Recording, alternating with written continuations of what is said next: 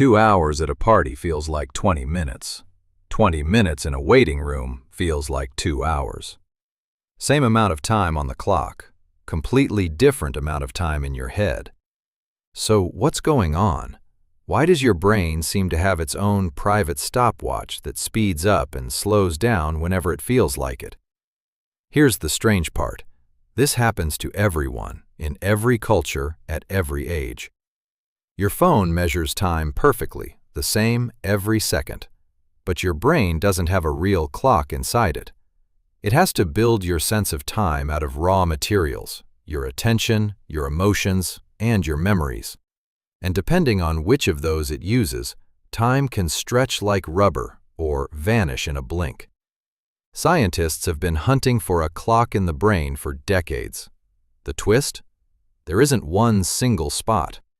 Time is stitched together by a team, the basal ganglia deep in the center, the prefrontal cortex up front, and networks that fire in rhythmic patterns. Because it's a construction job and not a measurement, your brain can be tricked. And the easiest thing to trick it with is how much attention you're paying to the clock itself. Let's start with boredom. When nothing interesting is happening, your brain has spare capacity, so it starts watching the clock.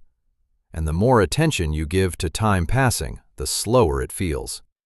It's like the old saying, a watched pot never boils.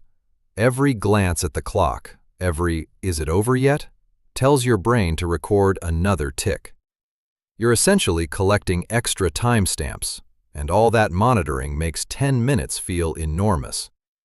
Now flip it. When you're having fun, your attention is glued to what you're doing, the game, the conversation, the laughter. There's no spare capacity left over to monitor the clock. So your brain simply stops collecting those timestamps. Later you look up and think, wait, how is it already midnight? Time didn't speed up. You just weren't tracking it. Fun doesn't steal your time. It steals your attention on time. There's a chemical behind a lot of this, dopamine. Think of it as the pace setter for your internal clock. When you're enjoying yourself, dopamine floods your system and speeds up that internal pacemaker, so it thinks less time has passed than really has. When you're bored or waiting, dopamine drops, the pacemaker slows, and every second feels dragged out. Same clock on the wall, totally different speed inside your skull. It's not just fun and boredom. Fear does something even wilder. In a scary or dangerous moment, like a car nearly crashing, people swear time slowed to a crawl. Your brain, on high alert, records memories in incredible detail. And when you replay a super detailed memory, it feels like it lasted longer. So intense emotion tricks you twice, once in the moment and again when you remember it. Here's a mind-bender scientists call the holiday paradox. A great vacation flies by while you're on it, but afterward it feels like it lasted forever. How can it be both? Because you're using two different clocks. In the moment, your brain uses attention. You're busy, so time flies. Looking back, your brain uses memory. The trip was packed with new experiences, so it left tons of memories, which makes it feel long in the rearview mirror. This also explains why summers felt endless when you were a kid, but years now vanish in a flash. As a child, almost everything is new.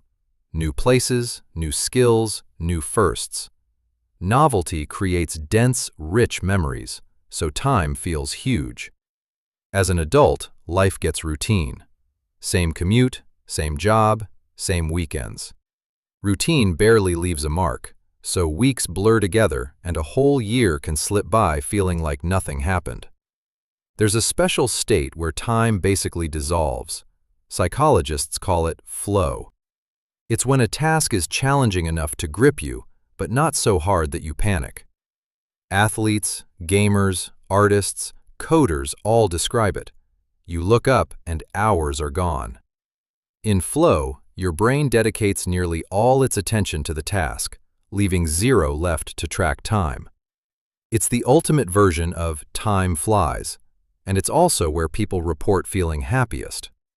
So can you take control of your clock? Kind of, and it's genuinely useful. If you want life to feel longer and fuller, feed your brain novelty. Take a new route home. Try a skill you're bad at. Travel somewhere unfamiliar. New experiences create rich memories, and rich memories make time feel expansive when you look back. Routine shrinks your life. Novelty stretches it. You can't add hours to your day, but you can add depth to them. So the next time an afternoon drags or a night disappears, remember, it's not time misbehaving. It's your brain building your reality out of attention, emotion, and memory. Time is less like a clock and more like a story you're constantly writing. Make it a good one. If this rewired how you think about time even a little, hit like and subscribe, and I'll see you in the next one.